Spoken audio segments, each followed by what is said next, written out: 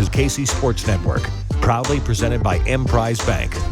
What's going on, Chiefs Kingdom? Welcome to this special episode of KCS An Update. I'm BJ Kissel, and we're hanging out with Pro Football Focus's Trevor Sikkema to get his thoughts on the first 4 games for the Kansas City Chiefs and what has stood out to him from an analytical perspective. If you're listening to this show, you know Trevor joined us each week last week. Loved the content. Trevor, man, I appreciate you joining us again here today to talk a little Chiefs. Let's get ready to take on the Vikings on Sunday. I appreciate it, BJ. Man, so my weekends do feel a little empty, now that I don't have the weekly get to chat ball with you, I just leave it a little bit of hole in my heart, but this is at least satisfying a little bit. I appreciate you reaching out, man. Always love coming on the show. Of course. And we didn't have a conversation. We pivoted. So I'm not doing like hosting daily shows anymore. So that whole thing that I was doing last year, we're mixing it up, but a few times you hate me, it's fine. You hate me, it's fine. Yes, it's fine. I hated the content. I hate everything about it. I love this part because we talked about not normalizing greatness. And that's what I loved about having you come on and giving us like the analytical stuff that we don't necessarily get on the network all the time. And so let's just get it started. Chiefs offense. It's been one of the storylines. I know locally, a lot of talk about the young wide receivers, just the passing game not being at the level that we've become accustomed to seeing from Patrick Mahomes in this group. There's a lot of young guys out there. For you, as you've been watching and studying across the entire NFL with what you do over there, what stood out to you most about what we've seen from the Chiefs offense through the first 4 weeks? Yeah, this is the curse of having a generational quarterback, right? It's always supposed to look generational every single week, every single year. And look, we know that that's not entirely the case.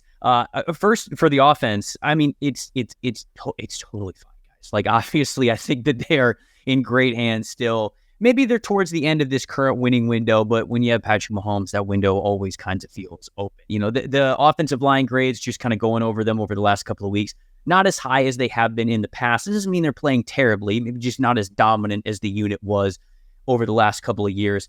Travis Kelce, obviously, he misses that first game, so he hasn't played that full season slate. But man, it is so funny to watch the connection that him and Patrick Mahomes have. I know it's one of the best connections of all time. It's going to go down as one of the best connections of all time between a quarterback and a receiver. I'm going to call him a receiver, tight end, wide receiver, whatever you want to say. But you figure Kelce's getting a little bit older. Okay, the athleticism, Father Time does catch up to everybody, and you can see that a little bit with him, along with the injury that, he's still getting over. But BJ, it's so funny because he's always open. Like, he's always still open. And the reason why he's so open is because it's like they're not even doing what other teams are doing. The connection that Patrick Mahomes and Travis Kelce have is so elite that I'm watching some of his plays over the last couple of weeks, and I'm like, he's not even running a route. Like, he's just kind of running around the field, and it's the most backyard football I've ever seen in my life. That Jags touchdown that they had in that game, it is literally just all field. The entire process was all field, where Patrick just flicked him the football to a space where he figured Travis might be going. He hadn't even turned around to start running to where the ball was going to go at that final location. But Patrick just, trusted him to be there, and Travis Kelce felt the connection. He felt that it was right there. I know that they said that in another one of their recent games where he was supposed to run outside towards the back pylon, and he's like, nope, actually the space is over here, so I'm just going to run this way. They're totally ad-libbing right now, and it's working. And that's when you have one of those elite connections. So I definitely wanted to shout out Travis Kelce, but the main thing... Go ahead. Well, I was going to say, it's one of the things I joke about. If Travis wanted to continue to play well into his career, we saw an Antonio Gates late in his career who could not move. Athletically, right. He was not there at all, but he was so smart. And Jason Witten, kind of the same way late in his career. Athletically, weren't going to beat anybody in a one-on-one. They were not going to go win a one-on-one drill at training camp. Mm-hmm. But you put him into that situation with 11 guys, reading the defense, and just have him go out there. His game will translate if he wants to continue playing well after his athleticism is gone, just because he understands where to go. And Patrick Mahomes understands where he needs to be, that he doesn't have to be the same guy running away and kind of breaking on some of those long touchdown passes where he does the Y stick, turns around, gives a little juke, little shake shake, whatever you want to call it with him. Right. He fakes outside, goes inside, and then does the opposite the next time. Maybe not running away from some of the DBs later, but his game could translate as long as he wants to play. And I totally agree with that. And I was skeptical of that being the case just because it is really tough once you start to lose that athleticism, because it is a league that demands such a high bar of athleticism. When you start to go downhill, when you start to decline, especially when you play a skilled position, you always wonder how effective these guys are going to be able to be. And the wisest ones, I will say, are the ones that can continue to play in their career. And Travis Kelce is showing a game full of wisdom. There's no doubt. I mean, we use the term backyard football all the time. We'll use it to describe some quarterbacks when they're playing outside of structure, coming from college to the NFL. Obviously Patrick Mahomes has had that sort of fun label to him, but it really is the most backyard football I've ever seen, where it truly feels like Mahomes gets into the middle of the huddle, he calls the play to everybody else, and then he goes, Travis, just get open. And like that, it feels like it's that play almost every single time. Like, hey, Travis, this is where you're going to align in the formation, but I don't care what you run. Like the first down is 7 yards away, figure it out. Whether you're sitting at 6 yards, whether you're sitting at 14, you find the open space, I'm going to find you the ball. And I just feel as though there have been more of those this year in a concentrated amount than I have seen in years past. And we're making the assumption that is what's happening, that he's not just reading things. Right, but right. I'm curious because you see it on the defensive side. Tyrann Mathieu had that kind of freedom to go. Troy Polamalu during his career, I think Bob Sanders at different points, a lot of times at safeties and those kind of chess pieces that you can move around. But how many offensive guys have been given the freedom that Travis Kelce is getting at this point? Like we've seen more often than not, it's still the elite best of the best that are doing it defensively, but we've heard about it defensively. We won't necessarily hear about that on the offensive side of, just go read it, just go do what you do, and we'll get you the ball. Yeah, and it's sort of the perfect situation for him to have that freedom, right? I think a lot of times when you hear of those players who get the freelance on the defensive side of the ball, you're talking about safeties, right? You mentioned Tyrann Mathieu, Troy Polamalu, Ed Reed, like these guys who you say, hey, you're on the back end of the defense. You got the deep coverage. Make sure there's nothing getting over your head. But other than that, go roam the field. Go where the ball is going to go and make an impact on it. With Kelce, it's kind of that perfect situation as well, because even guys like Randy Moss or Calvin Johnson or like whoever you want to name as the best receivers, you still have to stay within the structure of what the offense was. Like if you are the X receiver on your own on a 3-by-1, like you still have to be on the left side of the line of scrimmage, and your route, you'll probably have some flexibility with it, but you basically have a concept that's going to play off of a lot of the other guys. So even the best receivers in the NFL don't have a ton of that freedom. Tyreek Hill seems to a little bit with Mike McDaniel, and we've heard a little bit about that this year, but it's not like it's nearly as frequent as I think Kelce and Mahomes have that freedom to say, hey, we've got the wide receivers in place where they need to be on the field for this to manipulate the defense the way we want to. You are aligned in the slot. You are aligned in one of these positions, but your route might not be part of the concept here. Like it might not be part of what gets someone else open. We really just want you to go do your thing and find the open grass. And so you're right. I didn't mean to make it sound like they're doing that every single time, but it sure seems like they are given full creative freedom, and it's yielding some great results. Yeah. And even when they're given the freedom on their routes, they still have to be in a certain spot at a certain time, because a quarterback, when you're mentioning Randy Moss, like a Tom Brady, he did his 5-step drop, his 3-step out of shotgun, whatever it was. As soon as his back foot planted, like timing, he gets rid of the ball and throws into his spot. It's a little different when Travis Kelce is just kind of like, I don't want to say skipping, but you see beginning of those routes where he's just kind of waiting to see how things develop, waiting until the rest of the receivers kind of go out, see how the leverages move between the safeties and linebackers, and that determines where he goes. It works when you have a quarterback who doesn't need to be on any kind of traditional platform to throw a football. He can just make a throw real quick, sidearm. He can shoot it out quick. He doesn't have to set his feet. It's not like it was maybe 15 years ago where it was so structured of you've got to get the sequence of the timing of your drop to match the routes that are being run. And if you've got press coverage, or if you have to inside stem and then bend it back out, you have to be at a certain spot at a certain time because it's based on what the quarterback's doing.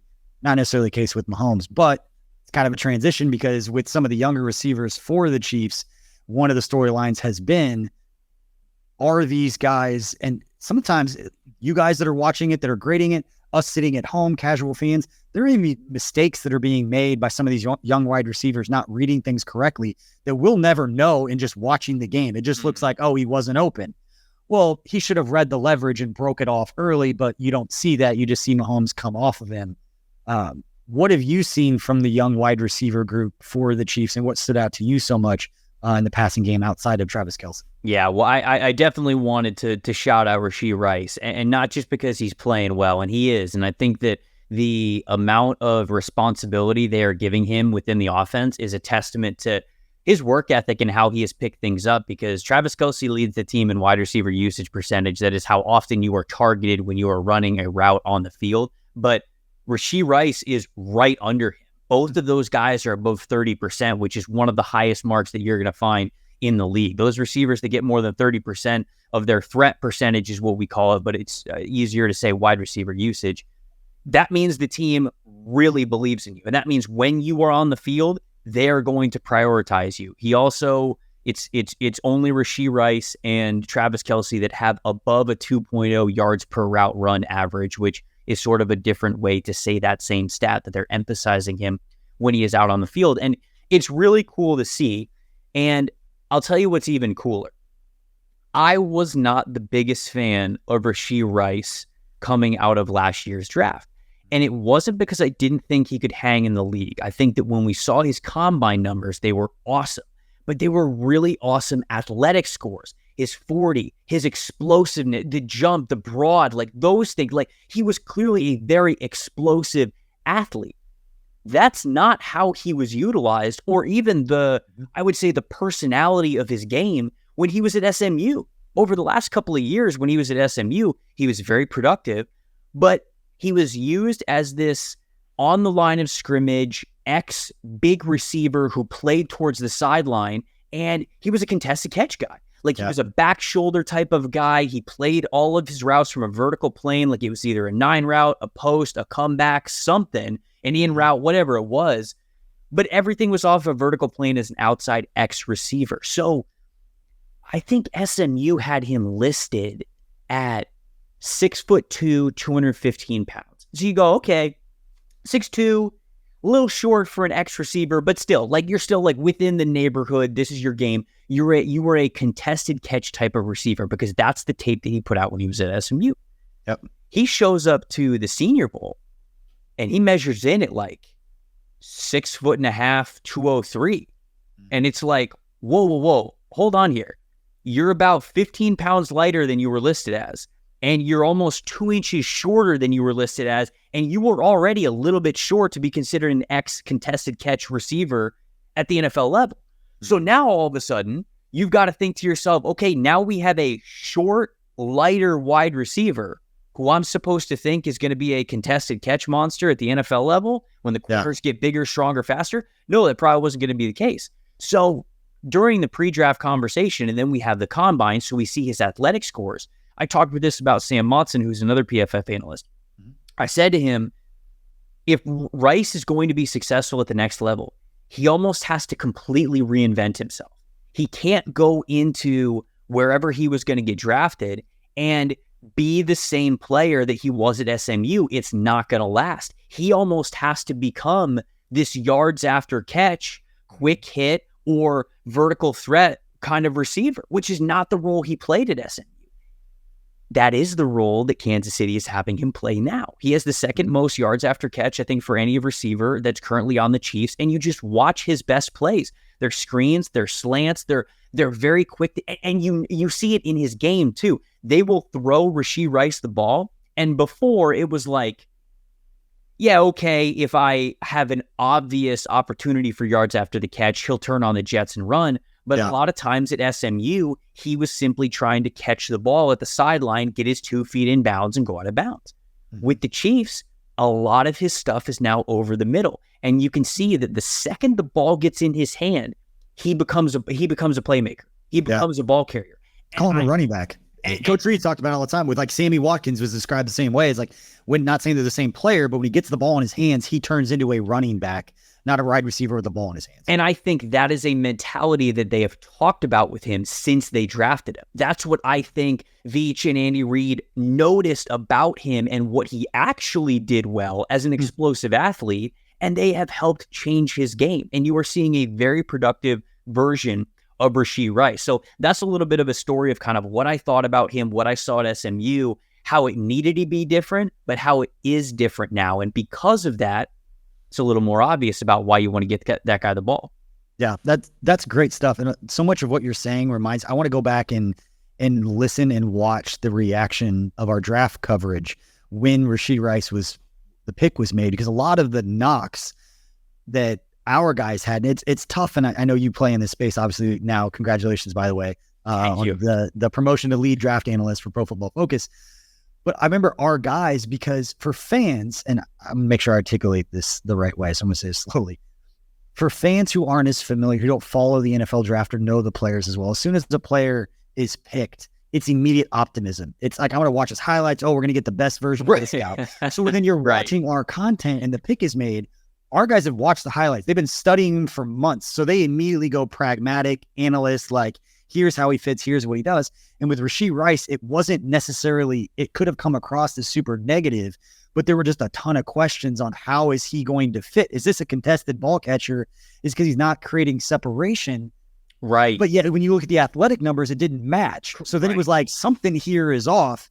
And I remember thinking, like, our guys, it's not they didn't love the pick. It was just for everything that you just mentioned, like what he did at SMU doesn't translate to the way that he was being used to. We know that Andy Reid will take somebody and transform him into putting the best version of themselves in a situation that they can go out there and make plays. But it's really interesting to hear you say that. And I'm glad to know our guys were all on the same page now as we, revisionist history, looking back on it. There's a lot of the same things that our guys said when Rashee Rice was selected. Yeah, man. I mean, I'm just going back really quickly and looking at some of the 2022 numbers right now. The guy had 41 contested catch targets. He had 16 contested catches, but man, 41 contested catch targets means that is what you do. Like that, If you have that many contested catch targets, I could check in a second to see if that led the FBS, because it's got to be up there as one of the highest numbers. That is the role you played. And again, like when you thought he was 6'2", 215 pounds, maybe you can believe that. You can't believe that a guy who is 6'1.5", 203 is going to be able to do that at the NFL level, especially when he has the athletic scores that he did. So yeah, that was a little bit of the kind of like scouting journey for him, and how you look at a guy. And sometimes I know tape is like tape is king. I'm not going to deny that. Like the tape is the king, and then you have a lot of other numbers that really help you evaluate that better. But sometimes those athletic scores, the data on those athletic scores, tell you what actually might be the best underlying role for a player versus where a coach in college might have played him. So that is also a fun part of the draft process, that we are clearly seeing the Chiefs get the best version of who Rashee Rice really is as an athlete and a receiver. All right, Trevor, let's pivot to the defensive side of the football. We just went through one of the top storylines for the Chiefs offense with the passing game and what we've seen through 4 games with Patrick Mahomes. Now let's switch to the defense, which arguably has been the biggest storyline of the Chiefs so far, is how well their defense has been playing, even without Chris Jones for the early part of the season. Trevor, when you've watched the Chiefs defense now, notwithstanding, although I was going to make a joke about Zach Wilson, but I caught myself because Zach Wilson was pretty good in that game against the Jets. But overall, what have you seen from the Chiefs defense? What stood out to you? No, I think that they've, I guess certainly it all kind of revolves around Chris Jones. I think a lot of other pieces played well in his absence, but if you want this team to play as well as it needs to against some of the better teams in the NFL, especially when you talk about that playoff push, you need him. So he's the integral part of that, and getting him back, obviously very, very key for them. 2 younger guys that I definitely want to shout out who are making some big waves on that defense. Trent McDuffie is the first one. I love McDuffie, man. When he was coming out, I had the chance to sit down and do a little one-on-one interview with him, and he was just so impressive to me. Just how he approached the game, his story, his background, his work ethic, how he was working on different things each year to get better and better and to truly round out who he was as a prospect. He's coming from a Washington DB line that is, I feel like, pretty rich, that has sent a lot of good defensive backs into the NFL over the years, and he was looking to continue that royal line, if you will. So I loved him as a prospect, and I really am impressed with how he has played this year, kind of ascending to that first round talent type of a player. He is the highest graded coverage player that we have for the Kansas City Chiefs, easy, and it's because he's putting out a lot of really good tape this year already. Trent McDuffie, it's funny to say, I was talking to Carmen Vitale yesterday. We recorded yesterday for our 5 things to watch for this one. And I'll forget, I talked to Carmen about maybe 2 days before the draft last year, and she told us that Trent McDuffie was her favorite player in the entire draft. And just from talking to him, just watching him and studying him, as soon as he was picked, he immediately messaged her. I was like, we got your guy. And then she was bummed that he didn't go somewhere else. But no, he's been absolutely phenomenal. The whole second year players. We talked last year about how important that group was. They were in the top 5 of snaps played from rookies. It's pretty impressive for a team that won a Super Bowl, let alone just getting that kind of value and that much production from any rookie class. But we spent a lot of time through the first 4 weeks talking about how impressive that second year class has been, that has Trent McDuffie and George Karlaftis and Brian Cook and Josh Williams and Jalen Watson and Isaiah Pacheco was in that mix. That second year class is crazy good. Leo Chanel is another one of those guys. But Brian Cook in the Jets game we talked about this week, I think Brian Cook made the play of the game. The open field tackle that he had on Breece Hall's run. Yeah. It should have easily been an 80-yard touchdown, but somehow one-on-one in space running the opposite direction, he was able to flip his hips and bring down Breece Hall for what ended up being one of the key plays defensively for the Chiefs. But outside of McDuffie, what else has stood out to you about what we've seen from the Chiefs defense? Yeah, player development. It's huge, right? I know that we all love to do our early victory laps when prospects, play well in their rookie seasons. Sometimes when they don't, sometimes we get the I told you so's, but honestly, never wrong. You're just early, Trevor. Of course. Look, the best part about this job is that I can be right at so many different places. If I said he was going to be a first rounder and he's a first rounder, I'm right there. If I said that he was going to be a good early player, I can get it in the first year. If he's not good in the first year, I can say, whoa, you got to give him time. So no, it's what makes this industry fun. But it is something where every situation's a little bit unique. And for Trent McDuffie, I knew that this guy was going to be all right because he was grading really well in our system last year. Well, I don't want to say really well, but really well for a rookie is really how I should say it. And playing rookie cornerback at the NFL level is so difficult. And I feel like it does not get talked about enough of how difficult it is. He still earned a 75.0 coverage grade last year. And if you're earning anything in this, coverage is hard enough as it is. If you're earning anything in the 70s as a rookie cornerback, you're going to be all right. So the other guy that I want to shout out, you mentioned him there, Leo Chanel. He feels like an absolute takeover type of player. And I loved him coming out of Wisconsin. It's so funny. I had a chance to interview both him and Jack Sanborn, who were both sort of underrated, like not really talked about as NFL guys, like either, mid-round picks or day 3 picks. And it kind of ends up going that way for both of them. But Sanborn starting now for the Chicago Bears and Chanel starting now for the Kansas City Chiefs. These guys are just, oh, wow, shocked. Linebacker from Wisconsin, good in the NFL. It's another one of these stories for these guys. And, Chanel, what was so impressive with him is just his strength. This is somebody who they lined this dude up at like nose tackle sometimes against Wisconsin when he was at Wisconsin. And that's because when they needed him to just attack the line of scrimmage, the strength this man plays with was imposing at the college level. I went back and I watched specifically that Jacksonville Jaguars game of Leo Chanel because he graded well for us in that game. And there are multiple examples of him either taking on a tight end, setting the edge on the line of scrimmage and absolutely overpowering him, or bull rushing an offensive tackle and actually getting 2 to 3 yards of pushing him back into the quarterback's lap, or even having a climbing guard on a duo block get up to him and him not only taking that guy on, but standing his ground and yielding nothing to a guy that probably outweighs him by like 60 pounds. So when you have a player like that is so versatile in his run defense and his pass rush that he becomes this, I already used the word versatile, so I can't use the word versatile again, but you're multiple. You Swiss Army knife. There it is, baby. You have the opportunity to align him in a lot of different ways, and you're also not really afraid when in today's day and age with offenses, you see a lot of these teams rotate pre-snap, right? They'll have the tight end on the left side of the line of scrimmage, and then they'll flip the strong side before the ball is even snapped. You'll get motion from one of the wide receivers, and that will change the math in one way or another. It will require a shift left or right. Okay, the strong side's on the left now. Okay, it was on the right.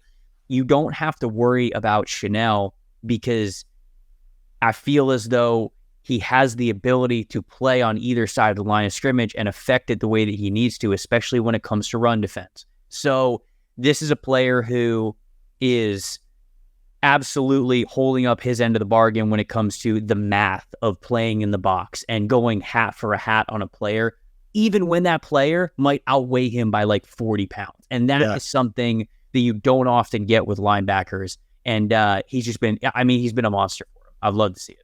As soon as he was picked, I remember saying he is going to be an absolute fan favorite, not just from watching his highlights, but dude who writes death row on his arm. Right. Who's just coming, a rush Sam coming downhill, making plays on the other side of the line of scrimmage in a place like Arrowhead that's going to feed off of those kinds of plays when you're generally, and this is making something, you're generally going to be ahead. He's going to be put in situations to go and make an impactful defensive play. It's going to get the crowd going. It's going to get Arrowhead going. Same thing I said about Drew Tranquil. Thought he was going to be a player that people love just because his ranginess, makes plays on the opposite side of the line of scrimmage. Yep. And that fits right into what has made Arrowhead and given it the kind of mystique that it has as a stadium is because of defensive play. It was Derek Thomas is kind of started that mystique of Arrowhead during his prime there in the early 90s. But Leo Chanel, and I'm going to see if Tucker's got it set up. Trevor, I don't know if you've seen this yet, but the most athletic play or most athletic thing that we've ever seen from Leo Chanel had absolutely nothing to do with him being on the field. Trevor, I'm going to see if Tucker's got it ready to go. He wants me to keep elongating the point as he's getting this video ready to show you. Is it him stepping in front of a locomotive and just punching it, stopping it like the Hulk does in superhero movies? You're not right, but you're not completely wrong either. It involves a locomotive. There were hundreds of thousands of witnesses, and this video has been seen by a lot of people, but here it is. Look at this freaking dude. Oh my gosh. I play it again. For anybody who's not watching, if you're listening to the podcast, I'm sorry, but it's the video at the parade of Leo Chanel gets off to go hang out with some fans, go celebrate with fans, and then doesn't decide to go into the bus and go up the stairs like a normal person. He jumps up, grabs the pole at the top of the bus, and then does a pull-up and pulls himself up. Who knows how many drinks he's had at this point? Maybe he just had some protein shakes or whatever. But that freaking guy just scaled the bus live on TV. Look, it was the most impressive thing we ever seen from Leo Chanel. I don't know what's more impressive, the fact that he did it or the fact that he thought to do it, right? Yeah. Like you can't be wrong. You can't commit to that and then not get up looking there. at that bus. I'm looking at where he stands when he is street level. How does he even think he's getting his hands up that high to get a good enough grip to pull himself up? I think, honestly, him convincing himself that he could do that is more impressive even than the feat itself. I'm going to challenge somebody that can talk to him and challenge him when they win another Super Bowl to do the same thing, but try to do it with one hand. Have a beer in the other hand and then do that. And let's get really impressive here. But you can't talk about Leo Chanel's athleticism. I don't think about any plays ever made. I think about that moment nuts. where he jumped up and scaled the bus. One thing, That Trevor, should be the combine. That should be a combine. they talked about getting new drills out there that make a little bit more sense for the guys. I do want to ask you, and I'm going to put you on the spot a little bit. I know we didn't talk about this before, but talking about how good the Chiefs defense has been. And one of the biggest key free agent addition that they've had hasn't played for them on the defensive line yet, and that's Charles Omenihu. He is serving that 6-game suspension. He won't play the next couple of weeks. We have made the point. We've seen George Karlaftis, and I know on his Pro Football Focus numbers, he's in the top 7 in pressures right now. And when you look at the company that he's with, it is every all-pro edge rusher you could name in the NFL. And then George Karlaftis is the other dude in that conversation. Yeah, baby. So bringing Carlos Dunlap back. We know what Chris Jones could do. Felix Anudike is going to get there as he develops, similar to what we saw from Karlaftis last year. But what they're going to be able to do with Omenihu going inside, and I know he's a defensive end, I only think of him as an inside rusher. You put Chris Jones on the outside and the fun that you can have moving those and stunts and twists and all that stuff with those guys. For me and the optimistic side of my brain, I think it's going to be an addition that's going to make the Chiefs defense even that much better. For you, from your unbiased view, when Charles Omenihu does join this defense, how impactful do you think it could be to a group that's already doing pretty well? Yeah, I mean, it's going to be really big for him because Omenihu has certainly had his flashes over the last couple of years throughout the NFL. And when you look at the Chiefs pass rushers right now, when you're only looking at guys along the defensive line, it is Chris Jones, obviously, and then it is George Karlaftis, who have pass rush win percentages above 10. No one else has a pass rush win percentage above 10%. So, yeah, of course, like raw pressure numbers are important context, but to me, especially when it comes to pressure and a guy who is going to be part of a pass rush package, when you talk about a guy who, the reason why he gets us excited is because of his pass rush profile, having a consistent player who can win is huge for you, because that to me is the telltale sign of whether or not you have a really good edge player. Now, you need a large sample size. Like there are some players who have really small sample sizes who might have high pass rush win percentages, but when you combine having a lot of snaps to evaluate and continuously being able to beat the guy in front of you, regardless of what your situation is, that's when you have somebody who can be very advantageous for you. And I think that Menahu, I don't have his numbers in front of me, but he has somebody who in the past, whether it's been for full seasons or even just stretches, has been able to show that. So they already need another player like that who can get that win percentage up over 10%. Some of the best, for context, some of the best in the NFL are like Myles Garrett, Nick Bosa, TJ Watt. Those guys are hovering around 22 to 25% of a pass rush win percentage. And so when you don't have anybody else who's even above 10%, you kind of need a little bit of help there. You need a little bit of juice, and him coming in, I think, is going to help that. Or Spags just gets super aggressive, which we know he likes to do too. So normally when the pass rush win percentage is low for the guys on the defensive line, normally that means the blitz percentage starts to go up because you got to affect the pocket somehow. So. Yeah, and speaking of blitz percentages, talk Brian Flores and the Minnesota Vikings. We're not going to let you go before we get your thoughts on the game this week. Carmen told us yesterday that I think they're at like a 60% clip, or at least one of the games, I think they were like an over 60% clip of blitzing. Tucker's nodding. I think it was a game. It was the game against the Chargers. I think it was like a 61% blitz rate. And she was like, let me mind you, Justin Herbert beat that. Like Justin Herbert was beating the blitz, but they kept sending dudes. Funny to bring up Justin Herbert earlier. We were talking about not being early on prospects or late. I had the original take of I didn't want the Chargers to end up with Tua. And when they got Herbert, I was like, glad they didn't end up with Tua, which 2 years ago I was like, that was a terrible take. And now it's not that Herbert's been as bad, but all of a sudden Tua's really good. I'm like, hey, I was early. Wasn't wrong.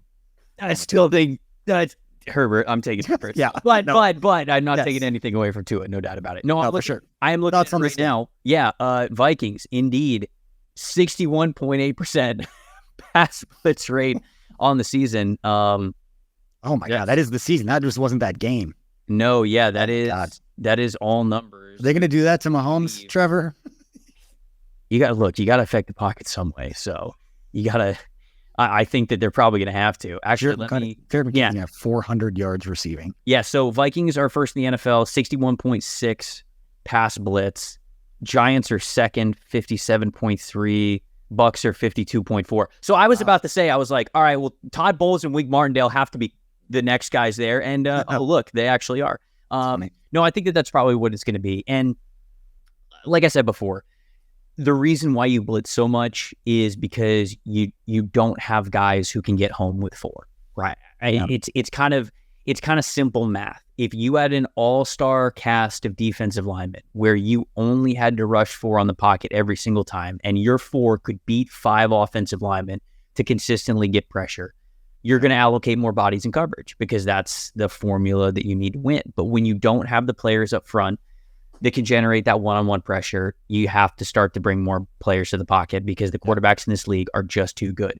It does seem like that is what the script is going to be for the Vikings probably this entire season. They're going to have to be one of the more aggressive teams when it comes to attacking the line of scrimmage just because their defense is not where they want it to be yet. And so I imagine that the Chiefs are going to face a lot of that. Look, I think the Vikings, they didn't start off this season hot. I mean, they was just turnovers everywhere, but I do think there's going to be a little bit of regression to the mean on the turnovers for them. And they're not just going to be this massive turnover machine every single week. So where it might not be this total blowout of a game that maybe some people looking at the records think that it could be, I'm still not worried about the Chiefs losing this game. I'm really not.